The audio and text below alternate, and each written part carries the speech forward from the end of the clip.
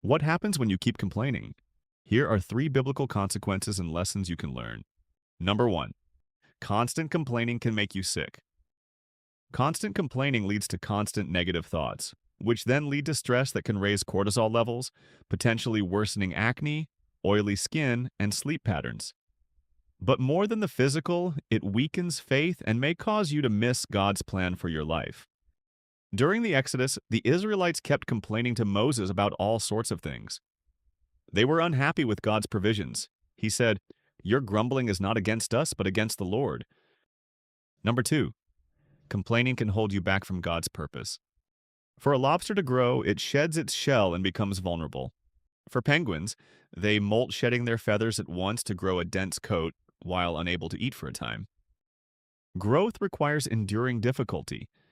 Complaining resists the process and hinders God's purpose. God's plan is not always pleasant, but all things work together for good. To grumble is to resist His will, which may delay His work in your life. This is exactly what happened to the Israelites. Many of them grumbled and complained on their journey to the Promised Land. They provoked God, holding themselves back from His plan. Though freed from slavery, many instead wandered in the wilderness. Number three, true happiness will elude you. Challenges are a part of life that help us grow. God often uses them to strengthen faith so we become mature, complete, lacking nothing. True happiness isn't tied to circumstances. Rather, it comes from trusting God in both the good and the bad. Understandably, who wants to be tested? But constant complaining or grumbling reveals a lack of faith and distrust. Silently blaming God breeds frustration and anxiousness that keeps happiness out of reach. Apostle Paul endured hardships and physical pain. Instead of complaining, he chose to be thankful. Likewise, Job suffered much but trusted God.